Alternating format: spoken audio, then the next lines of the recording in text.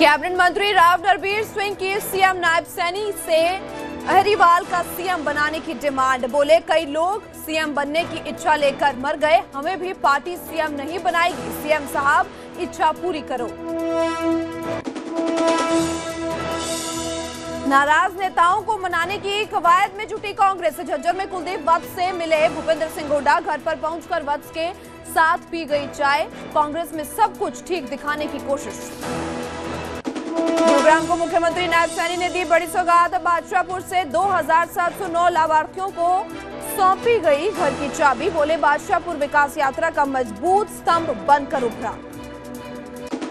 कैथल में पुरानी रंजिश में यमुनानगर में गैस की शॉर्टेज से लोग परेशान। भीड़ देखकर गैस एजेंसियां बंद कर संचालक फरार। लोगों में एजेंसियों के खिलाफ रोष। पानीपत में किसान के बेटे ने बचाई 5 जिंदगियां। नहर में डूब रहे परिवार को जान पर खेलकर बचाया। अनियंत्रित होकर नहर में जा गिरी थी कार। हेडलाइंस के प्रायोजक पतंजलि गाय का घी, मां का भरोसा, प्यार से परोसा।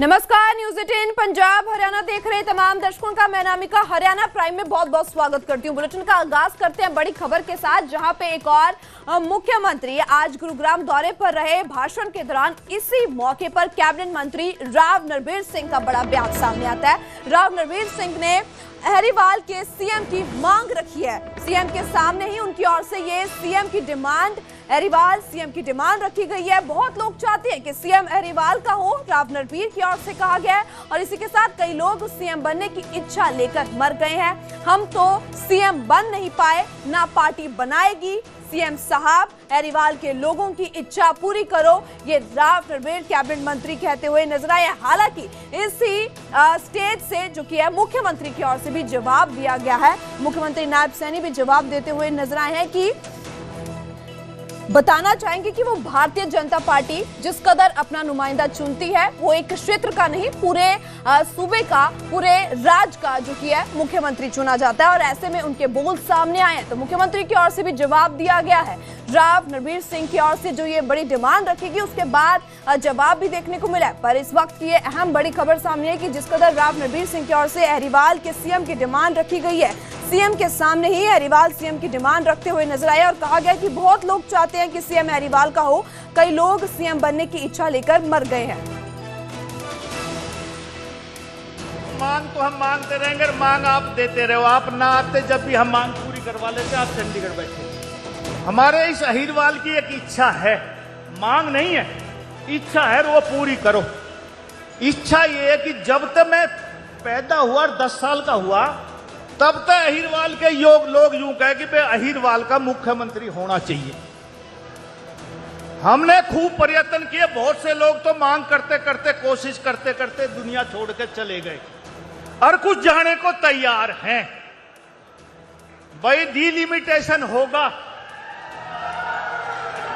डिलिमिटेशन अब होगा हरियाणा में। आप 4 चुनाव लड़े हो, चारों अलग अलग जगह से लड़े हो। भाई एक चुनाव गुड़गांव जिला तक लड़ ले, हम तो कहते हो हमारा जिले का मुख्यमंत्री है। सुनो साहब, तो इसी के साथ ज्यादा जानकारी के साथ हमारे संवाददाता धर्मवीर हमारे साथ बन चुके हैं। धर्मवीर, ऐसे में आज इस रैली में बड़ा बयान कैबिनेट मंत्री राव नरबीर का सामने आया। उनकी ओर से सीएम के सामने अहरीवाल सीएम की डिमांड रखी गई है। हालांकि इस दौरान सीएम की ओर से भी जवाब दिया गया। क्या कुछ और जानकारी? बिल्कुल, देखिए, इशारों में हम ये कह सकते हैं कि राव नरबीर और राव इंद्रजीत सिंह की जो राजनीतिक राइवलरी है, वो कहीं ना कहीं देखने को मिली है। क्योंकि अहीरवाल के एरिया में पिछले काफी समय से ये मांग उठती रही है कि राव इंद्रजीत सिंह को मुख्यमंत्री बनाया जाए। उनके समर्थक इस तरह की मांग करते रहते हैं। हालांकि राव इंद्रजीत सिंह की तरफ से ये बात कभी नहीं कही गई वो मुख्यमंत्री बनना चाहते हैं, लेकिन ये उनके कार्यकर्ताओं के द्वारा कहा जाता रहा है। साथ ही राव इंद्रजीत सिंह ने एक बात जरूर कही है कि दक्षिण हरियाणा का एक अहम रोल होता है हरियाणा की सरकार बनाने में। तो अब जब राव नरबीर सिंह ने ये बात कही है, तो उसके बाद मुख्यमंत्री ने भी कहा है कि मुख्यमंत्री पूरे सूबे का होता है। लेकिन शायद राव नरबीर सिंह भी भूल गए कि इससे पहले दक्षिण हरियाणा में हम कह सकते हैं कि 1967 में हरियाणा विशाल पार्टी से जो राव इंद्रजीत सिंह के पिता थे राव वीरेंद्र सिंह, वो मुख्यमंत्री रह चुके हैं। अहीरवाल क्षेत्र के ही थे वो, और यहाँ के इस एरिया से ही वो चुनकर गए थे, वो मुख्यमंत्री भी रहे हैं। लेकिन अब जरूर राव नरबीर ने ये बात रखी और राव नरबीर ने इसके पीछे एक तर्क भी दिया है कि मुख्यमंत्री जो है वो 4 चुनाव अलग अलग जगहों से लड़ चुके हैं, इसलिए अब जब नया परिसीमन होगा, नई सीटें जब विधानसभा की बढ़ेंगी तो जाहिर सी बात है कि गुरुग्राम जिले में भी सीटें बढ़ेंगी। तो इसलिए मुख्यमंत्री जो मौजूदा है नायब सिंह सैनी, उन्होंने ये मांग रखी कि अगला चुनाव आप गुरुग्राम की किसी भी विधानसभा से लड़ें और आप मुख्यमंत्री बने, ताकि हम भी ये कहें कि इस इलाके का मुख्यमंत्री बना है। बिल्कुल धर्मवीर, ऐसे में वो साथ में ये भी बोलते नजर आए कि बहुत लोग सीएम अहरीवाल का जो कि बनाना चाहते हैं और इच्छा लेकर मर गए हैं, पार्टी हमें तो सीएम नहीं बनाएगी, क्या मायने देखे जाएं? बिल्कुल, देखिए ये जो बातें कही गई हैं, इनका कहीं ना कहीं हम कह सकते हैं, भले उन्होंने नाम ना लिया हो, लेकिन इशारों में ये जो उनका इशारा था वो राव इंद्रजीत सिंह की तरफ ही कहा जा रहा है। जो राजनीति के जानकार लोग हैं वो यही बात कह रहे हैं कि राव इंद्रजीत सिंह का सपना रहा है कहीं ना कहीं दक्षिण हरियाणा की तरफ से मुख्यमंत्री बनने का, चाहे वो कांग्रेस में रहे हो तब रहा हो, चाहे वो बीजेपी में तब रहा हो। और राव इंद्रजीत सिंह ने कई बार ये बात कही भी है कि दक्षिण हरियाणा ही हरियाणा की सरकार बनाई है भाजपा में, इस इलाके का मुख्य योगदान है, लेकिन यहाँ पर उचित प्रतिनिधित्व नहीं मिला है। तो शायद कहीं ना कहीं वो कटाक्ष कर रहे थे इस बात को लेकर के भी राव नरबीर सिंह, लेकिन मुख्यमंत्री ने साफ कहा कि जो मुख्यमंत्री बनता है वो पूरे सूबे का होता है, वो किसी एक इलाके का नहीं है। बिल्कुल धर्मवीर, आपका बहुत बहुत शुक्रिया तमाम जानकारी के लिए। तो ऐसे में मुख्यमंत्री की ओर से भी जवाब दिया गया है कि एक क्षेत्र का नहीं होता, पूरे सूबे का मुख्यमंत्री होता है, जिसके ऊपर सारी जिम्मेवारियां होती है।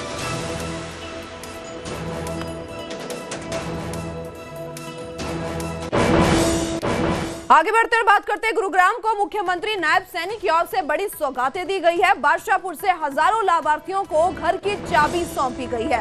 2709 गरीब परिवारों को घरों की चाबी दी गई है। इसी और मुख्यमंत्री आवास योजना के तहत ये घर दिए गए हैं। रैली को संबोधित करते हुए मुख्यमंत्री नायब सिंह सैनी की ओर से कहा गया कि बादशाहपुर विकास यात्रा का मजबूत स्तंभ बनकर उभरा है। तो बता दें कि आज रैली को संबोधित किया गया और ऐसे में कई ऐलान भी करते नजर आए और ये लाभार्थियों को घर की चाबी सौंपते हुए नजर आए। तो बादशाहपुर से हजारों लाभार्थियों को 2709 लाभार्थियों को घर की चाबी सौंपी गई है। तो उसी बीच ये तस्वीरें भी लगातार देखने को मिली है।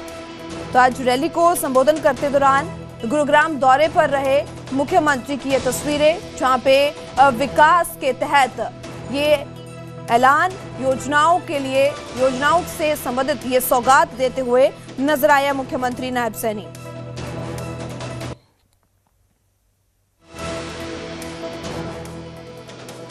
बादशाहपुर की इस धरती पर आप सभी का ये विशाल जनसैलाब आज जो उमड़ा है, ये बता रहा है कि बादशाह की जनता विकास के साथ है। साथियों, आज ये जनसैलाब ये बता रहा है कि बादशाहपुर की जनता विश्वास के साथ है और देश के यशस्वी प्रधानमंत्री आदरणीय नरेंद्र मोदी जी के साथ मजबूती से खड़ी है। साथियों, यह रैली ये माननीय प्रधानमंत्री नरेंद्र मोदी जी के उस संकल्प का ये उत्सव है जो हरियाणा को नहीं बल्कि पूरे भारत को विकसित बनाने की दिशा में गति से आगे बढ़ रहा है। साथियों, जब से देश के यशस्वी प्रधानमंत्री नरेंद्र मोदी जी ने विकसित भारत 2047 का विजन ये देश के सामने रखा है, तो वह संकल्प ये नरेंद्र मोदी जी का नहीं, ये देश के 140 करोड़ लोगों का, देशवासियों की आकांक्षाओं का आदरणीय प्रधानमंत्री जी ने ये संकल्प लिया है। साथियों, उस संकल्प को साकार करने के लिए हरियाणा आज अग्रणी भूमिका निभा रहा है। साथियों, मैं गर्व से कह सकता हूं कि गुरुग्राम विशेष रूप से बादशाहपुर इस विकास यात्रा का एक मजबूत स्तंभ ये बन करके उभरा है। साथियों, हम सब देखते हैं कि आज से कुछ वर्ष पहले इस क्षेत्र की जो बुनियादी सुविधाओं के लिए लोग तरसते थे, आज वही क्षेत्र विकास की एक नई मिसाल बन करके उभरा है।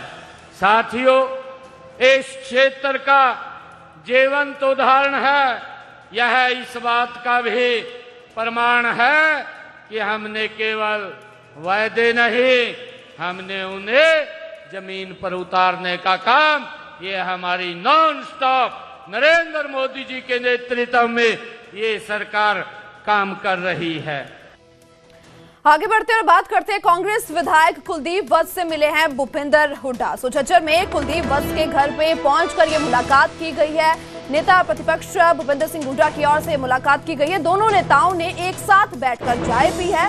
बता दें कि राज्यसभा चुनाव के बाद से ही कुलदीप वत्स लगातार नाराज चल रहे हैं। जिस कदर उनके ऊपर गंभीर आरोप लगे, उसके बाद से उनकी नाराजगी जाहिर होती नजर आई है। तो कुलदीप वत्स ने पार्टी को 5 मई तक का अल्टीमेटम दिया है। अल्टीमेटम के बीच आज भूपेंद्र हुड्डा कुलदीप वत्स से मिले हैं और इस दौरान उनके बयान भी सामने आए। हालांकि कुलदीप वत्स की ओर से यह भी कहा गया है कि फिलहाल की जो कार्रवाई की गई है उस पर वे संतुष्टि प्रकटाते हुए भी नजर आए हैं। तो दोनों नेताओं के बीच आज ये मुलाकात हुई है। नेता प्रतिपक्ष वहां पे पहुंचे जहां पे उनकी ओर से मुलाकात की गई। तो कवायद कांग्रेसी विधायकों को मनाने का लगातार जारी है। जिस कदर घमासान क्रॉस वोटिंग जो कि राज्यसभा चुनाव के बाद देखने को मिला है, तो फिलहाल की घड़ी बता दें कि यहाँ पे कांग्रेस विधायक कुलदीप वत्स से मिले भूपेंद्र हुड्डा। तो उसी बीच तस्वीरें भी ये सामने आई है। अल्टीमेटम भी दिया गया कुलदीप वत्स की ओर से, 5 मई तक का पार्टी को अल्टीमेटम दिया गया है। तो अल्टीमेटम के बीच आज भूपेंद्र हुड्डा कुलदीप वत्स से मिलने पहुंचे हैं। हालांकि हुड्डा की ओर से यह भी कहा गया है कि रद्द वोट में गलत तरीके से कुलदीप का नाम लिया जा रहा है और उसी के बाद एक तरफ बयान भी सामने आ रहे हैं कुलदीप वत्स की ओर से, जो संतुष्टि भी प्रकटाते हुए नजर आए कि जो कार्रवाई क्रॉस वोटिंग किए गए विधायकों की ओर पर की गई है वह संतुष्टि उस पर प्रकटाते हुए नजर आए हैं। तो ये तस्वीरें जहाँ पे घर पर ये मुलाकात की गई, इकट्ठे चाय पी गई। तो लगातार कांग्रेसी विधायकों को मनाने का कवायद जारी है और उसी बीच ये तस्वीरें। तो राज्यसभा चुनाव के बाद से ही नाराज चल रहे हैं कुलदीप वत्स। तो कुलदीप वत्स ने पार्टी को 5 मई तक का अल्टीमेटम दिया है और उस अल्टीमेटम के दौरान आज भूपेंद्र हुड्डा कुलदीप वत्स से मिलने पहुंचे हैं।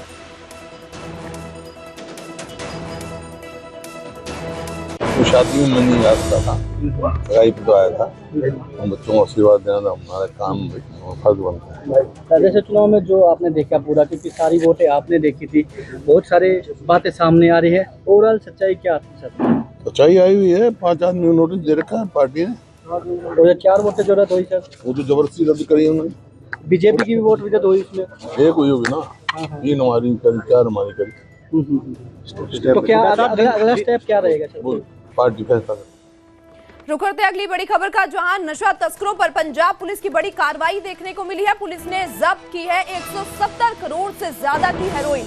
बीएसएफ के साथ संयुक्त अभियान में 3 तस्कर गिरफ्तार किए गए हैं।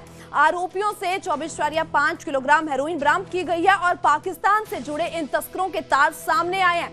बता दें कि पुलिस की एंटी नारकोटिक्स टास्क फोर्स को यह बड़ी सफलता हासिल हुई है। तो इस बड़ी सफलता के बाद डीजीपी गौरव यादव की ओर से जानकारी साझी की गई है और ऐसे में बीएसएफ के साथ संयुक्त अभियान में 3 तस्कर गिरफ्तार किए गए हैं और बड़ी बरामदगी भी इस दौरान की गई है। 24 किलोग्राम हेरोइन की बरामदगी की गई है और इन तमाम आरोपियों के जो संपर्क सामने आए हैं, पाकिस्तान से जुड़े हुए तार देखने को मिले हैं। तो पुलिस की एंटी नारकोटिक्स टास्क फोर्स की बड़ी कामयाबी, बड़ी सफलता देखने को मिली है। पंजाब सरकार ਦੇ ਨਿਰੰਤਰ ਜਾਰੀ युद्ध नशा विरुद्ध अभियान ਦੇ ਵਿੱਚ ਇੱਕ ਵੱਡੀ ਸਫਲਤਾ ਪ੍ਰਾਪਤ ਹੋਈ ਹੈ, ਜਦੋਂ ਕਿ ਇੱਕ ਆਨਗੋਇੰਗ ਜੁਆਇੰਟ ਆਪਰੇਸ਼ਨ ਦੇ ਵਿੱਚ ਪੰਜਾਬ ਪੁਲਿਸ ਦੀ ਐਂਟੀ ਨਾਰਕੋਟਿਕਸ ਟਾਸਕ ਫੋਰਸ ਅਤੇ ਬਾਰਡਰ ਸਿਕਿਉਰਿਟੀ ਫੋਰਸ ਨੇ ਇੱਕ ਨਾਰਕੋਟਿਕ ਮੋਡਿਊਲ ਜਿਹੜਾ ਪਾਕਿਸਤਾਨ ਲਿੰਕ ਸੀਗਾ ਬਸਟ ਕੀਤਾ ਹੈਗਾ ਤੇ ਹੁਣ ਤੱਕ ਇਸ ਦੇ ਵਿੱਚ 24.5 kilo heroin, 21 lakh drug money ਅਤੇ 3 ਗ੍ਰਿਫਤਾਰੀਆਂ ਹੋਈਆਂ।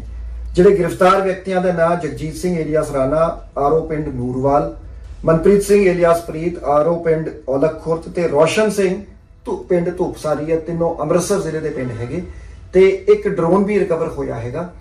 इंटैलीजेंस बेस्ड ऑपरेशन 2 स्टेजेस च कीता गया।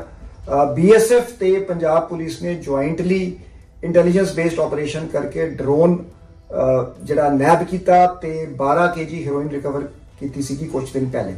ਉਸ ਤੋਂ ਬਾਅਦ BSF ਦੀ ਲੈਬ ਦੇ ਵਿੱਚ ਉਸ ਡਰੋਨ ਦੀ ਫੋਰੈਂਸਿਕ ਐਨਾਲਿਸਿਸ ਕਰਕੇ ਤੇ ਟੈਕਨੀਕਲ ਡੇਟਾ ਜਿਹੜੇ ਲੈਟ ਲੌਂਗ ਤੋਂ ਟਾਵਰ ਡੰਪ ਐਨਾਲਿਸਿਸ ਤੋਂ ਅਸੀਂ ਕੁਝ ਸ਼ੱਕੀ ਨੰਬਰ ਲੱਭੇ ਤੇ ਉਸ ਤੋਂ ਬਾਅਦ ਇਹ ਗ੍ਰਿਫਤਾਰੀਆਂ ਹੋਈਆਂ ਹੈ ਟੈਕਨੀਕਲ ਇਨਵੈਸਟੀਗੇਸ਼ਨ ਤੋਂ ਬਾਅਦ। ਤੇ ਹੁਣ ਅੱਗੇ ਇਨਵੈਸਟੀਗੇਸ਼ਨ ਚੱਲ ਰਹੀ ਹੈ। ਇਸ ਦੀ ਤਾਰਾਂ ਪਾਕਿਸਤਾਨ ਬੇਸਡ ਸਮਗਲਰਸ ਨਾਲ ਜੁੜੀਆਂ ਹੈ ਤੇ ਇੱਕ ਬਹੁਤ ਵੱਡੀ ਕਾਮਯਾਬੀ ਹੈਗੀ ਤੇ ਅਸੀਂ ਇਸ ਨੂੰ ਜਿਹੜਾ ਹੈਗਾ ਲੌਜੀਕਲ ਕੰਕਲੂਜਨ ਤੱਕ ਲੈ ਕੇ ਜਾਣਗੇ। ਪੰਜਾਬ ਪੁਲਿਸ ਪੂਰੀ ਤਰ੍ਹਾਂ ਕਮਿਟਡ ਹੈਗੀ पंजाब ਨੂੰ ड्रग फ्री बनाने।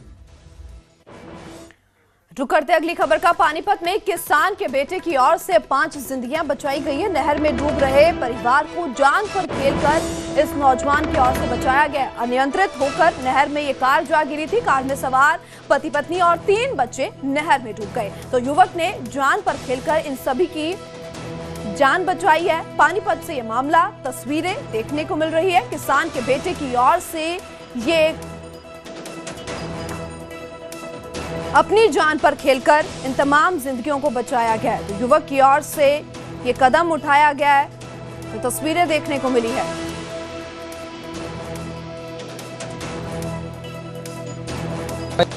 गाड़ी गिर रही थी, भीड़ थी काफ़ी, तो माँ या ट्रैक्टर लेके अपने खेत का पता लगा भाई गाड़ी गिर रही है। तो देखा बच्चे थे घर, उसमें एक फैमिली थी। मैं कूदा छलांग लगाई, लगाने के बाद भाई शीशा तोड़े उसका, बच्चे निकाल ले बाहर।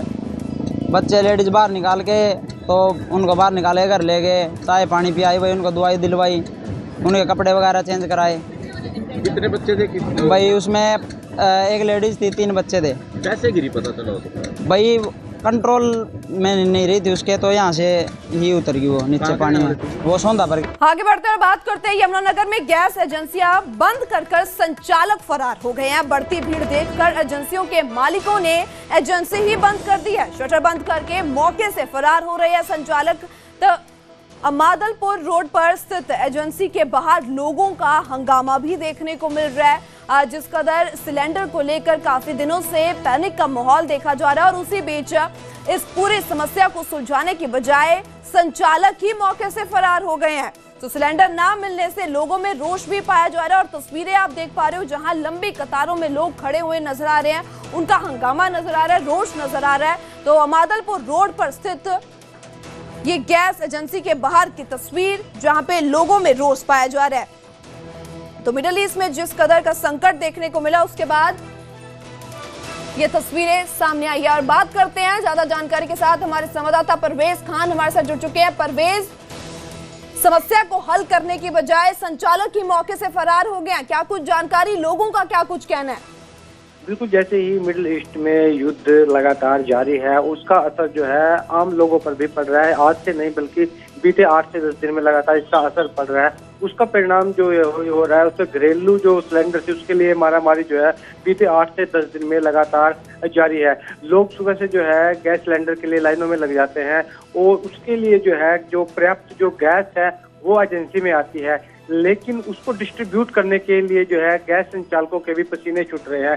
जैसे ही जो प्रक्रिया है गैस को आगे सप्लाई करने की वो ऑनलाइन प्रक्रिया है जिसके तहत जो है गैस डिस्ट्रीब्यूट की जा रही है, लेकिन जो दिक्कतें आ रही है वो जो है गैस की जो डिमांड है वो ज़्यादा है और जो सप्लाई है वो कम है, जिसकी वजह से जो है गैस संचालक जो है सिलेंडर संचालक है उनके भी हाथ पैर फूल जाते हैं, जिसकी वजह से जो है यमुनानगर के अमादलपुर रोड में जो है भारत गैस एजेंसी जो है उसके संचालक जो है लाइन लंबी देखते ही जो है वह ताला मारकर वहां से फरार हो गए। हालांकि स्थिति को उन्होंने कंट्रोल भी किया है, उन्होंने लोगों को समझाने की भी कोशिश की है, लेकिन लोगों ने अपने तर्क दिए और गैस एजेंसी संचालक है उनके अपने तर्क थे। हालांकि काफी देर बाद जो है हंगामा होने के बाद मामला शांत भी हो गया। बिल्कुल परवेज, आपका बहुत बहुत शुक्रिया तमाम जानकारी के लिए।